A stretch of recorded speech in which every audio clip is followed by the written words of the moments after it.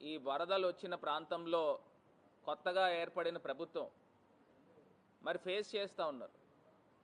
నిజంగా సహాయక చర్యలు చేపట్టడంలో తెలుగుదేశం ప్రభుత్వం పూర్తిగా వైఫల్యం చెందింది. ఎందుకు ఈ మాటలు చెప్తున్నామనంటే, గతంలో మా ప్రభుత్వం ఉన్నప్పుడు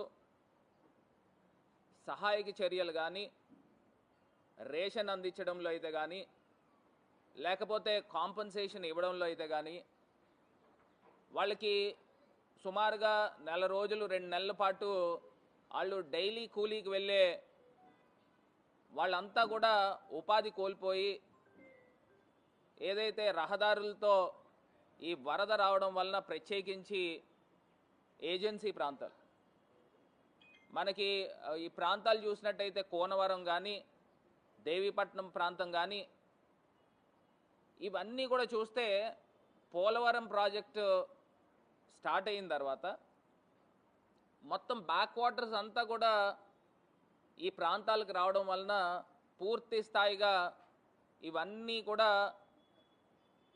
ఈ ప్రాంతాలకు రావడానికి మొత్తం అంతా కూడా వరదలో చిక్కుకుపోయిన సందర్భాలు.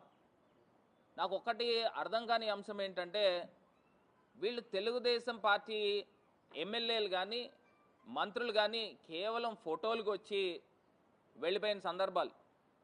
నేను కొన్ని ప్రాంతాల్లో చూపించడం జరిగితే, ఎక్కడైనా వరద బాధితులు మాకు సహాయం అందట్లేదు అని చెప్పేసి కలెక్టర్ని నేరుగా నిలదీసిన సందర్భాలు, సబ్ కలెక్టర్ని నేరుగా నిలదీసిన సందర్భాలు కూడా ఇక్కడ చూపించడం కూడా జరుగుతుంది.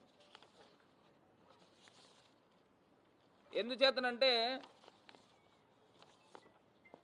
ఇప్పుడు దాకా నాకు తెలిసి